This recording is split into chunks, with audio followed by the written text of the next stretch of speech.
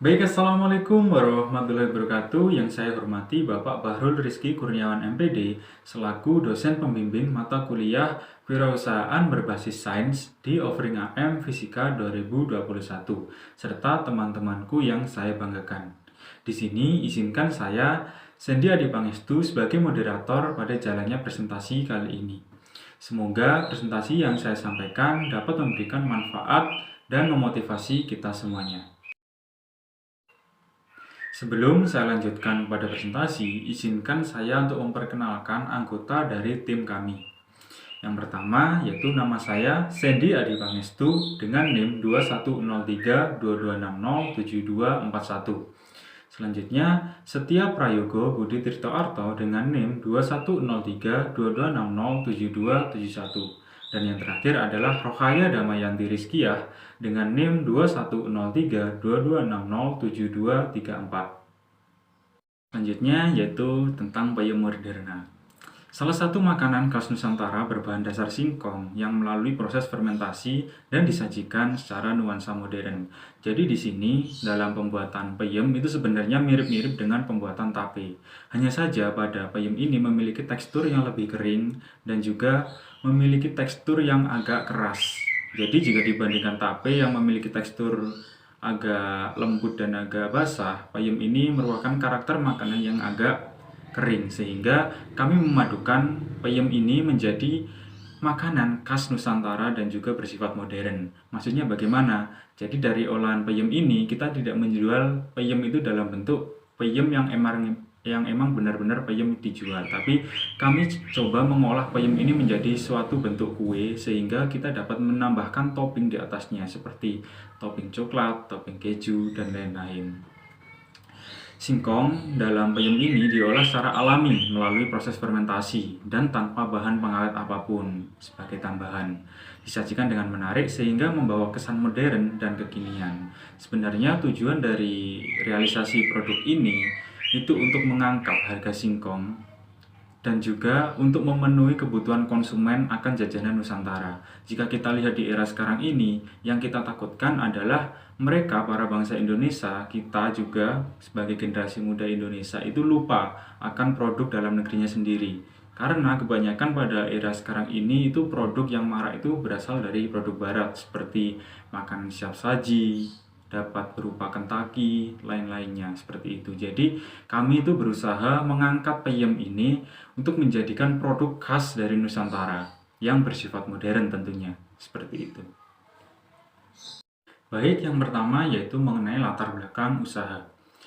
Penyebaran tanaman singkong di Nusantara terjadi pada sekitar tahun 1914 hingga tahun 1918, yaitu saat terjadi kekurangan atau sulit pangan. Tanaman singkong dapat tumbuh dengan baik pada daerah yang memiliki ketinggian sampai dengan 2.500 meter dari permukaan laut. Demikian pesatnya tanaman singkong yang berkembang di daerah tropis, sehingga singkong dijadikan sebagai bahan makanan pokok ketiga setelah padi dan jagung. Pada daerah yang kekurangan pangan, tanaman ini merupakan makanan pengganti atau substitusi serta dapat pula dijadikan sebagai sumber karbohidrat utama. Adapun sentra produksi singkong di Nusantara yaitu letaknya di Pulau Jawa, Lampung, NTT, dan berbagai daerah lainnya. Umumnya, tanaman ini dibudidayakan oleh manusia untuk diambil umbinya. Sehingga segala upaya yang selama ini dilakukan adalah untuk mempertinggi produksi singkong dan juga untuk menaikkan harga jual singkong. Jika kita lihat, singkong saat ini berkembang paling banyak itu di daerah Pulau Jawa. Banyak petani yang menanam singkong sebagai pelengkap tanaman palawija pada kebun atau sawahnya. Oleh karena itu, tanaman ini dapat diperoleh dengan mudah dengan cara yang terjangkau dan juga bukan termasuk bahan baku yang bersifat langka. Jika kita lihat di daerah Kabupaten Malang, harga jual singkong itu relatif rendah, hanya berkisar Rp2.000 per kilonya. Untuk itu, Hal ini dapat digunakan sebagai sumber bahan pembuatan olahan makanan baru yang memiliki sifat modern dan juga Nusantara untuk menaikkan minat bangsa Indonesia terhadap produk dalam negeri. Di samping itu, diharapkan hal ini dapat menaikkan harga jual singkong sehingga para petani tidak merasa rugi untuk menanam palawija jenis ini.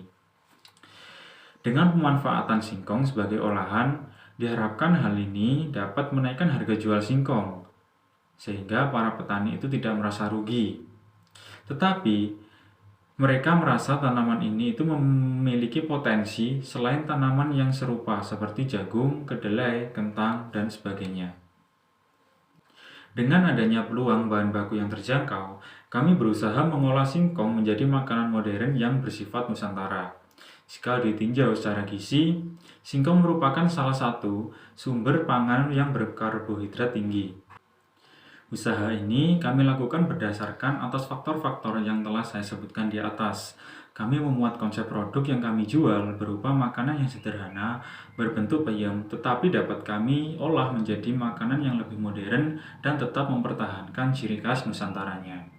Jika dibandingkan produk lain, produk ini memiliki kelebihan, yaitu harganya lebih terjangkau dan juga terbebas dari bahan kimia.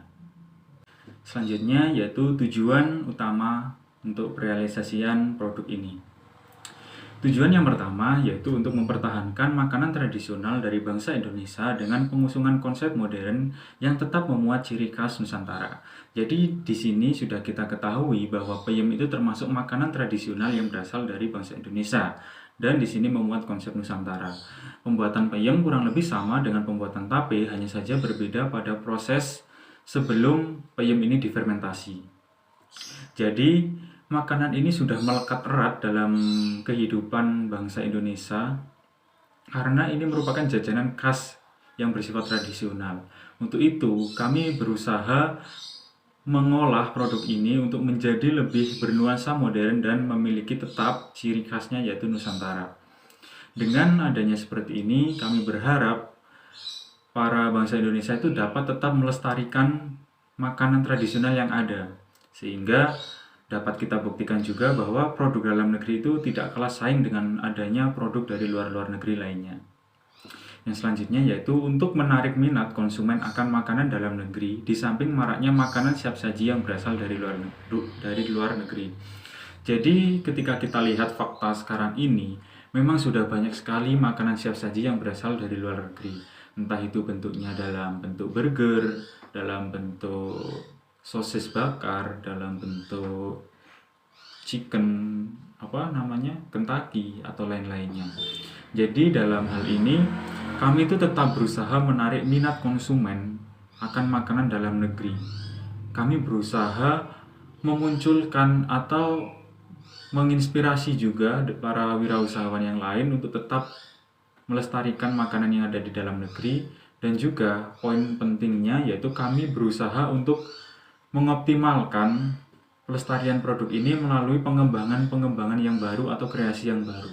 Sehingga masyarakat itu tidak merasa bahwa makanan-makanan ini itu sebenarnya biasa aja, bersifat seperti sudah sering kita temui. Tapi dengan adanya kreasi ini, kami berharap bahwa makanan ini dapat tetap kami kenal sebagai identitas bangsa Indonesia, dan tentunya jika memang nanti berkualitas sangat baik, insya Allah bisa berkembang hingga sampai nasional maupun internasional begitu. Yang selanjutnya yaitu mengenalkan makanan sehat yang dibuat dari bahan alami di samping adanya makanan siap saji yang tentunya kandungan kalorinya lebih besar. Jadi di sini bukan saya untuk menjudge bahwa setiap makanan siap saji itu pasti tidak sehat. Tapi jika kita tinjau langsung, selama banyaknya makanan siap saji yang beredar itu kebanyakan makanan yang kalorinya itu tinggi.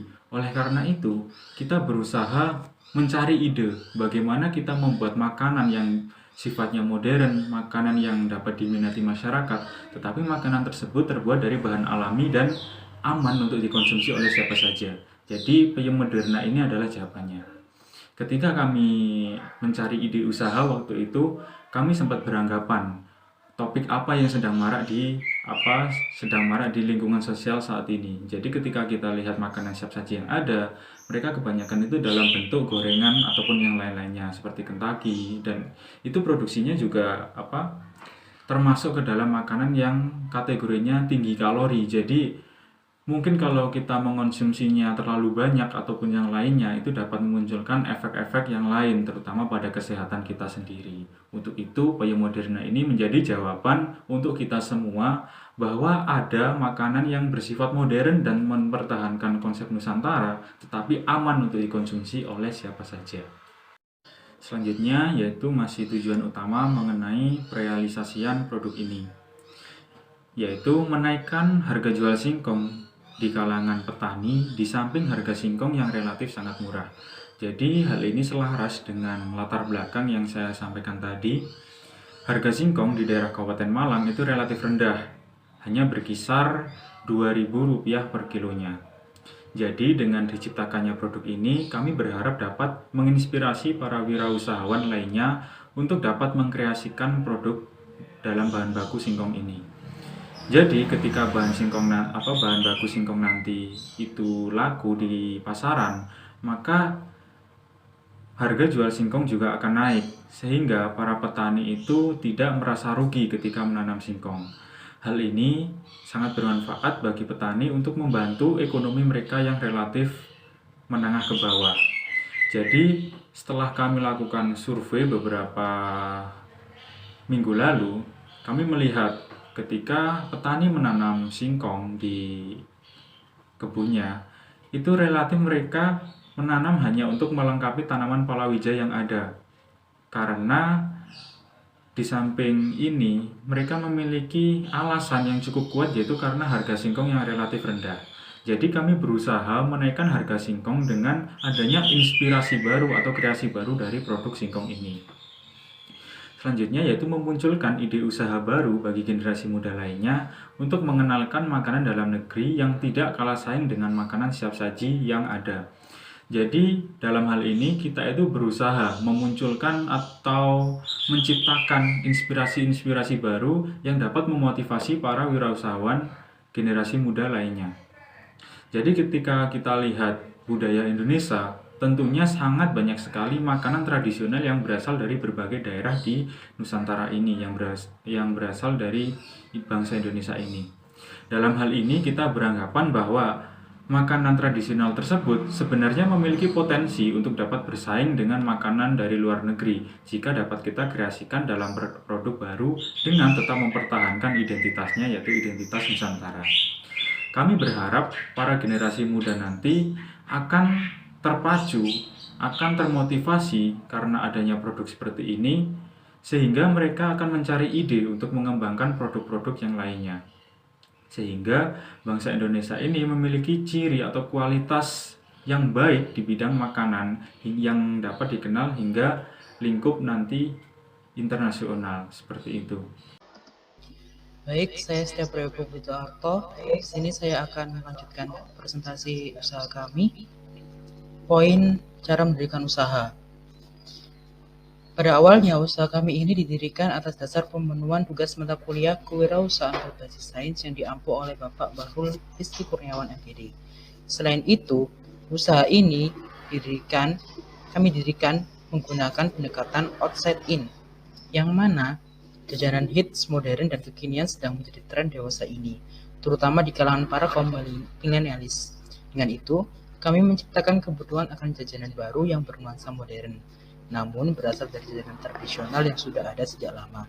Ini tentu akan menjadi khas yang baru, di mana perpaduan modern tradisional pada jajanan ini diharapkan akan mengundang banyak minat pembeli nantinya. Dalam pengembangan gagasan untuk pendirian usaha ini, ada beberapa faktor yang mendukung. Salah satunya ada faktor internal, seperti penguasaan sumber daya. Seperti yang kita tahu, untuk pembuatan Payung Moderna sendiri bisa dibilang tidak terlalu membutuhkan resource yang besar, dan juga pembuatannya pun terbilang sederhana. Oleh karena kebutuhan sumber daya alam dan sumber daya manusia untuk usaha ini terbilang tidak terlalu kompleks, sehingga kami memutuskan untuk mendirikan usaha ini. karena kami rasa masih berada pada jangkauan kemampuan kami dalam mengelola usaha ini. Selain faktor internal, faktor eksternal pun ikut menjadi salah satu pertimbangan yang membuat akhirnya kami memilih mendirikan usaha ini. Salah satunya adalah faktor persaingan, di mana persaingan produk tape di masyarakat kebanyakan pesaing lain masih pure menggunakan tape tradisional tanpa adanya varian rasa yang membuat tape bernuansa modern. Dengan begitu, kami berani untuk membuat ide baru dengan memadukan nuansa tradisional modern pada produk kami. Banyak hal lain juga yang menjadi pertimbangan kami sebelum mendirikan usaha ini, seperti biaya operasi, target pasar, halangan, penjaringan, dan lain-lain sebagainya. Usaha kami bergerak di bidang kuliner, di mana lebih tepatnya lebih ke kuliner untuk jajanan yang dewasa ini sedang marak. Untuk izin usahanya sendiri, karena usaha kami ini terbilang usaha yang masih baru dirintis, sehingga kami belum mengantongi izin untuk usaha kami. Tapi apabila nanti usaha kami sudah besar dan memiliki banyak karyawan, tentunya kami akan segera mengurus izin untuk usaha kami. Kemudian selanjutnya, bentuk organisasi usaha. Struktur organisasi perusahaan kami bisa dibilang dapat dikategorikan dalam struktur organisasi lini karena keterbatasan jumlah karyawan, di mana anggota kami hanya berjumlah 3 orang, yang otomatis ketiganya akan ikut andil dalam proses pengelolaan usaha. Selain itu, struktur organisasi kami pun terbilang masih sangat sederhana dan kecil, yang hanya terdiri dari 1 orang ketua kelompok dan 2 orang lainnya menjadi anggota kelompok. Akan tetapi, struktur organisasi usaha kami ini juga memiliki keuntungan seperti koordinasi mudah dilaksanakan, kesatuan pimpinan terjamin sepenuhnya karena hanya pimpinan berada dalam satu tangan saja. Dan yang terakhir juga proses pengambilan keputusan dan instruksi berjalan cepat, tidak bertele-tele. Selain keuntungan, bentuk organisasi kami ini juga memiliki kelemahan. Di antaranya adalah kesempatan karyawan untuk berkembang sangat terbatas. Untuk uraian jabatan sendiri, uraian jabatan dalam organisasi kami masih kami samaratakan, dalam artian kami masih sama-sama bekerja sama dalam terlaksananya usaha ini. Mengingat usaha ini yang didirikan secara spontan dan masih berskala sangat kecil. Hanya saja ada pembagian ketua dan anggota kelompok saja dalam organisasi usaha kami. Dan bisa dilihat di situ ada gambaran untuk bagian organisasi usaha kami. Yang di atas ada ketua kelompok kami, yakni Sandy Adi Pangestu, dan 2 orang lainnya di bawah itu adalah anggota usaha kami, anggota kelompok usaha kami. Ada saya sendiri, Setia Prayogo Bodhidharto, dan ada Rohaya Damayanti Rizkia. Kemudian selanjutnya ada kebutuhan usaha. Kebutuhan dalam mendirikan usaha kami hanyalah kebutuhan untuk biaya operasionalnya saja. Dalam artian, usaha ini memakan kebutuhan untuk biaya produksi maupun biaya delivery saja, tidak memakan biaya pra-investasi juga biaya pembelian aktiva tetap, yang notabene kedua biaya tersebut hanya menjadi kebutuhan untuk perusahaan-perusahaan yang sudah besar. Sedangkan perusahaan kami ini masih kecil dan baru dirintis, sehingga kedua biaya tersebut belum dibutuhkan. Untuk biaya produksi sendiri biasanya seperti biaya pembelian bahan-bahan untuk membuat produk, alat-alat yang diperlukan untuk membuat produk, serta biaya untuk membuat kemasan produk. Dengan rincian nominal yang akan Anda pada slide selanjutnya. Dan untuk cara memperoleh modalnya sendiri, yakni pure atau murni dari modal pribadi tiap anggota yang menjalankan proses produksi. Dikarenakan modal yang dibutuhkan masih terbilang berkembang tidak terlalu banyak, sehingga masih memungkinkan untuk memakai dana pribadi sebagai modal usaha. Dengan itu, masih belum diperlukan untuk kita mencari modal dari luar. Dan berikut adalah tabel kebutuhan biaya produksi yang ada di daerah Bantur. Bahan-bahannya ada singkong, ragi, coklat batang, keju batang, susu kental manis, whipped cream, kotak kardus, dan juga prinhogo. Dengan alat seperti kompor, gas LPG, pisau, panci, bakul, parutan, timba, cetakan, sendok yang di total semuanya biayanya sebesar kita mengeluarkan biaya sebesar Rp366.500 dengan catatan kebutuhan alat telah terpenuhi tanpa perlu mengeluarkan dana untuk mendapatkannya karena peralatan yang dibutuhkan sudah tersedia sejak sebelum produksi, sehingga bisa dibilang kebutuhan kami atau kami hanya mengeluarkan biaya untuk bahan-bahannya saja, seperti itu. Kemudian di sini ada kebutuhan biaya yang di dukun hampir sama, biaya produksi di daerah dukun. Bahannya juga hampir sama, ada singkong, ragi, coklat batang, kayu batang, kertas minyak, kardus, dan juga logo. Alatnya juga hampir sama, yang semuanya ini di total mendapatkan nominal sebanyak 341.500, tapi lagi-lagi dengan catatan bahwa kebutuhan alat telah terpenuhi karena peralatan yang dibutuhkan sudah tersedia sejak sebelum produksi, sehingga kita tidak perlu mengeluarkan dana untuk peralatan-peralatan ini, dan kita hanya mengeluarkan dana untuk bahan-bahannya saja, seperti itu. Kemudian kita masuk ke pasar dan pemasaran. Seperti pasar pada umumnya, pasar usaha kami memiliki tujuan pemasaran, bagaimana produk kami dapat terjual dan kemudian memberikan kepuasan bagi konsumen.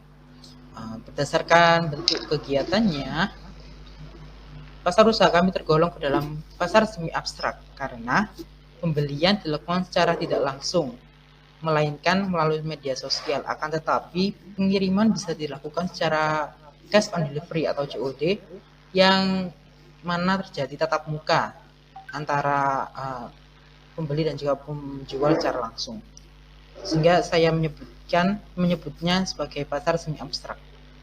Menurut cara transaksinya, pasar usaha kami tergolong ke dalam pasar modern.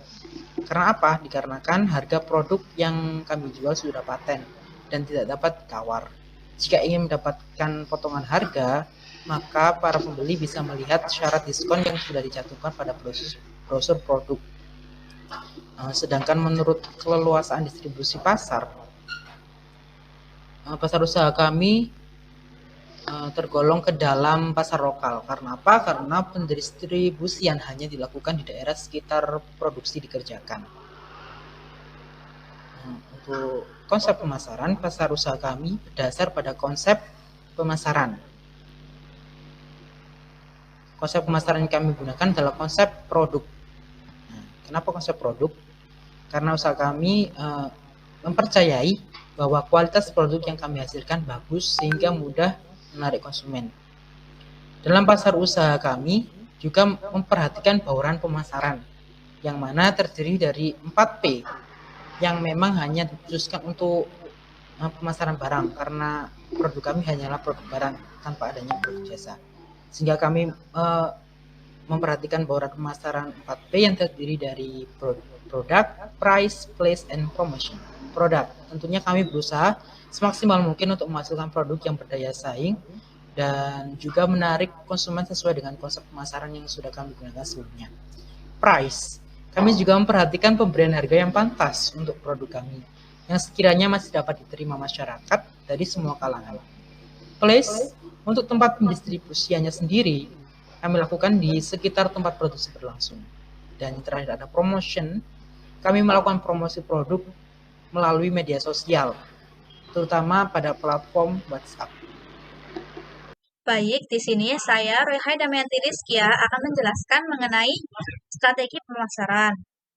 Secara menyeluruh, strategi pemasaran yang kami gunakan adalah dengan memanfaatkan media online untuk sarana promosi, lalu mendistribusikan produk secara langsung ke tangan konsumen melalui dua sistem, yakni cash on delivery atau COD, dan yang kedua yaitu penyediaan di warung atau kios makanan terdekat. Dengan rincian pembahasan yakni yang pertama, strategi produk, meliputi penyajian bentuk produk, penampilan, kemasan, dan servis. Strategi produk kami jalankan dengan menyediakan produk dalam bentuk potongan persegi panjang yang tidak terlampau besar namun berjumlah cukup banyak dalam satu bungkusnya. Penampilan produk di dalam kemasan pun kami susun dengan hati-hati dengan memperhatikan estetika penampilannya saat dibuka oleh konsumen nantinya. Bentuk kemasan terbuat dari kardus sehingga lebih ramah lingkungan. Pemilihan warna pun kami memilih kemasan yang berwarna putih bersih yang mana senada dengan background dari logo perusahaan kami. Tidak lupa untuk servis terkait produk, sebelum penjualan kami menyediakan informasi serta menjawab pertanyaan-pertanyaan dari konsumen. Sedangkan servis sesudah penjualan kami lakukan dengan sederhana seperti ucapan terima kasih kepada konsumen yang telah membeli produk kami. Yang kedua, yakni strategi harga.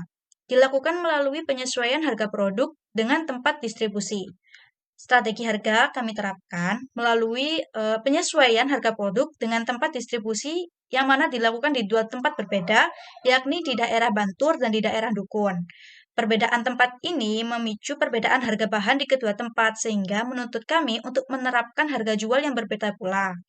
Sehingga biaya keuntungan penjualan pun akan mengalami perbedaan juga nantinya.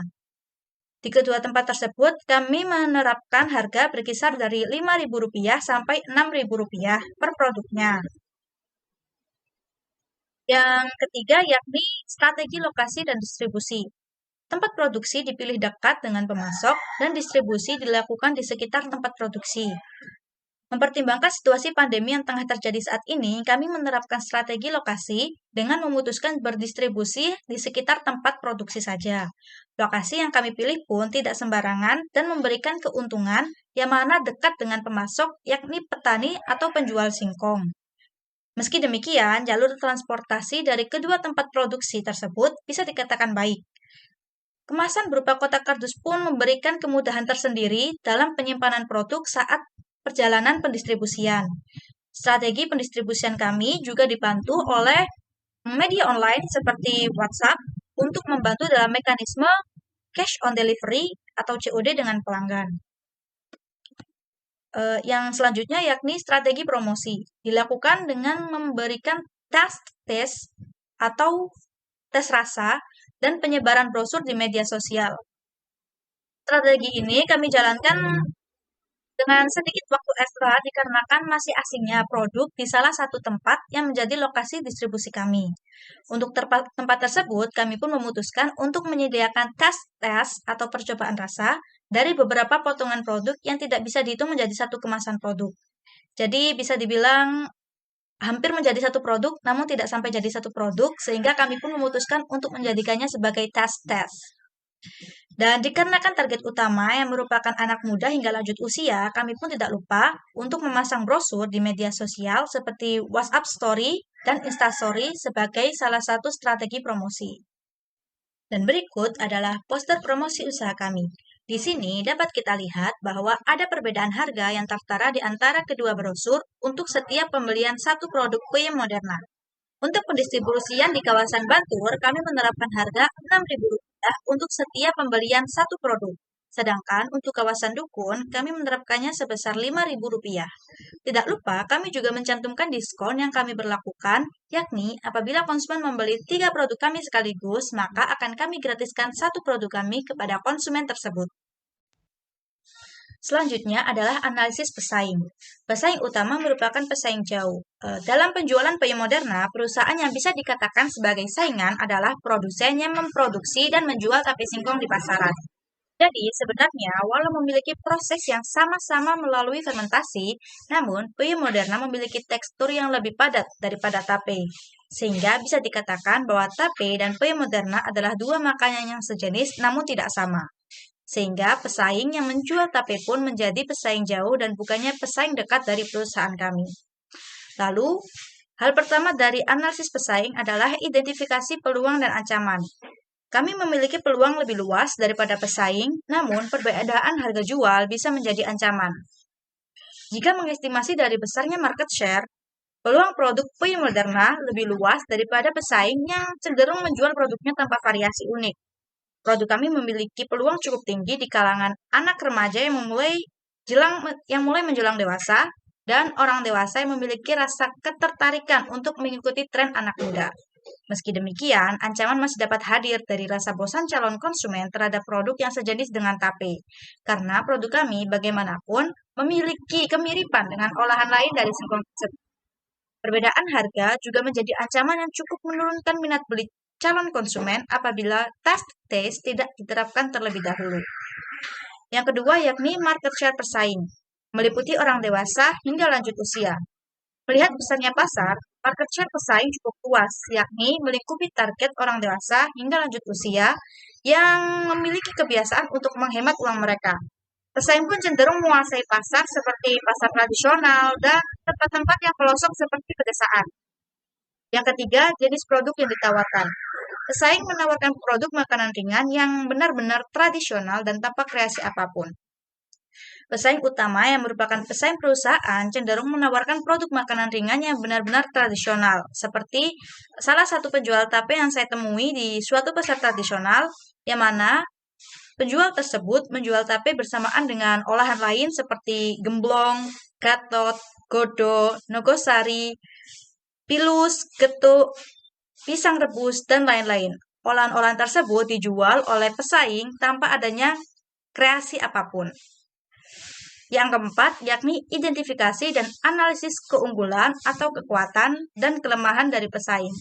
Setelah mengamati dan mencoba membeli produk dari pesaing, kami melakukan analisis mengenai kelemahan dan kekuatan mereka dengan mengidentifikasi kelengkapan produk, mutu, kemasan, harga, distribusi, lokasi, serta promosi yang dilakukan oleh pesaing.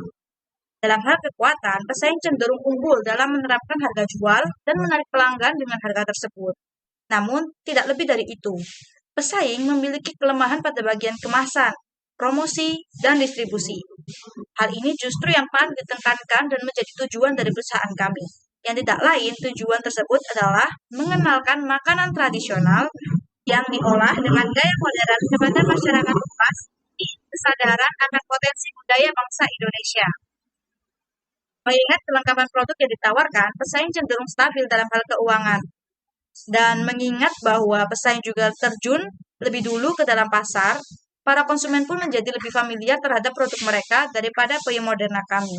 Meski demikian, kelemahan pesaing pada bagian distribusi dan penerapan mutu yang tepat bagi konsumen, yang mana seperti yang tadi saya sebutkan dalam poin market share pesaing, bahwasanya target mereka adalah masyarakat kalangan bawah yang tidak terlalu memperhatikan mutu dan hanya menjual dan hanya membeli dengan melihat harga jualnya saja, yakni masyarakat pedesaan atau wilayah pelosok, sehingga produk mereka tidak dapat dikenal oleh masyarakat luas.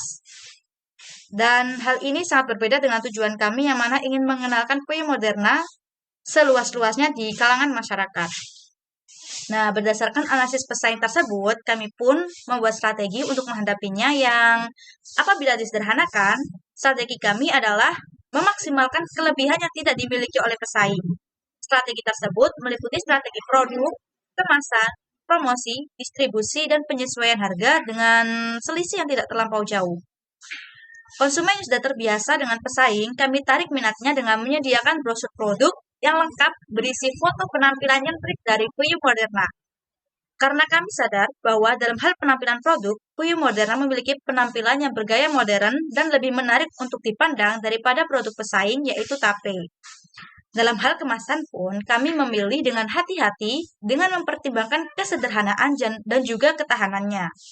Kami memilih kemasan kotak kardus dikarenakan memiliki keunggulan yang cukup signifikan daripada kantong plastik biasa, yakni lebih ramah lingkungan, menambah kesan modern dari peyem Moderna, dan memudahkan kami dalam proses pendistribusian. Promosi pun kami lakukan dengan membuat brosur, memasang label pada sosial media kami, dan juga menerapkan diskon untuk menarik minat pembeli. Target utama pesaing yang merupakan pasar tradisional membuat kami tidak bisa masuk sembarangan dikarenakan harga yang memiliki selisih akan membuat produk kami tidak laku.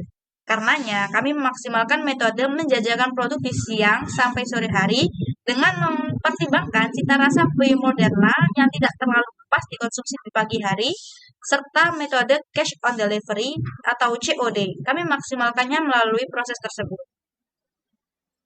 Penyesuaian harga juga kami tentukan dengan penuh pertimbangan.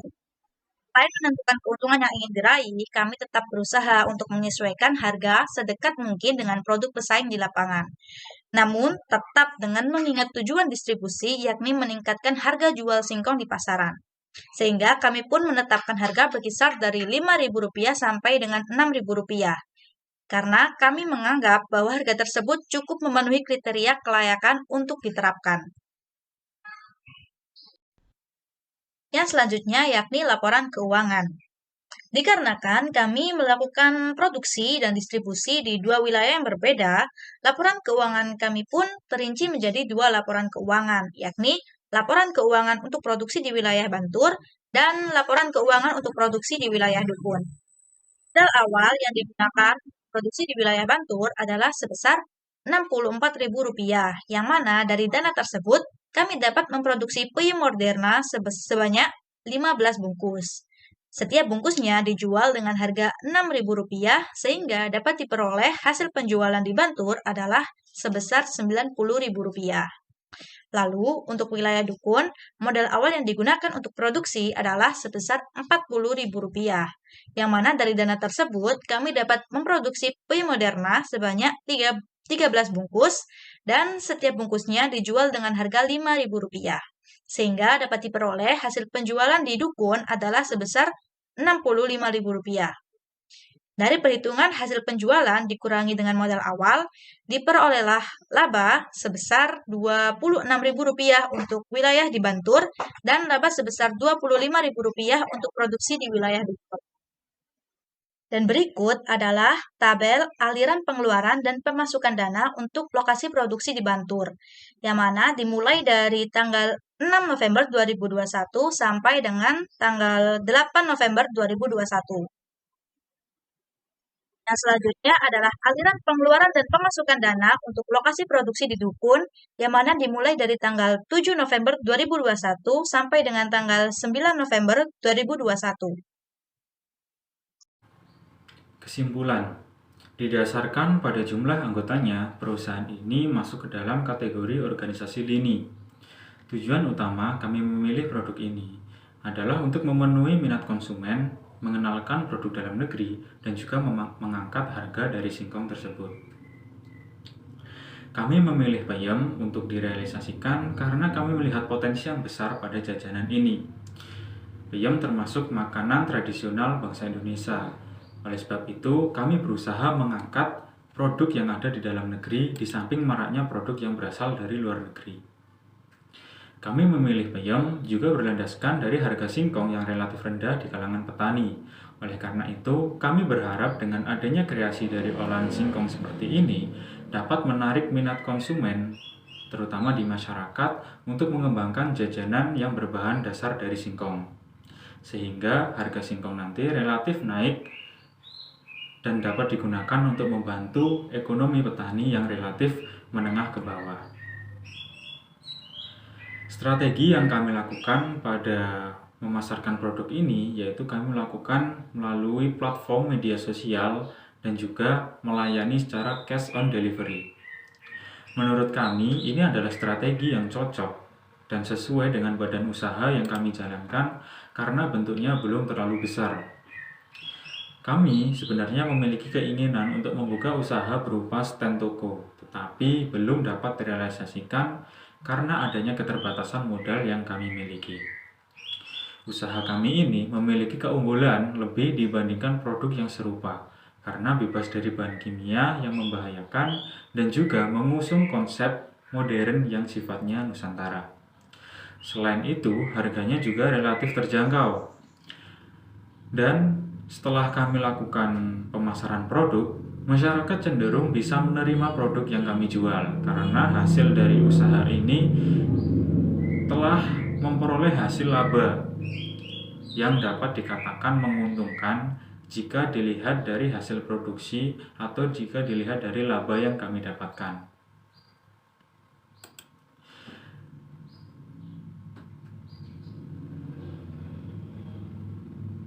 Meskipun laba yang kami peroleh itu tidak terlalu besar, tetapi hal ini dapat berpotensi jika usaha ini kami jalankan secara terus-menerus.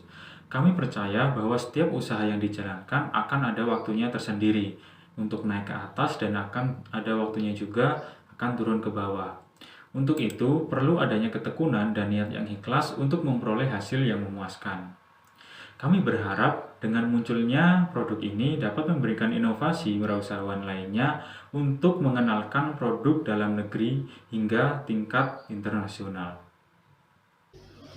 Baik, saya akan melanjutkan untuk saran usaha kami, yakni evaluasi untuk badan usaha yang kami jalankan adalah jika memang ingin memproduksi produk dalam skala besar, maka perlu alat dan tempat yang memadai untuk melakukan produksi.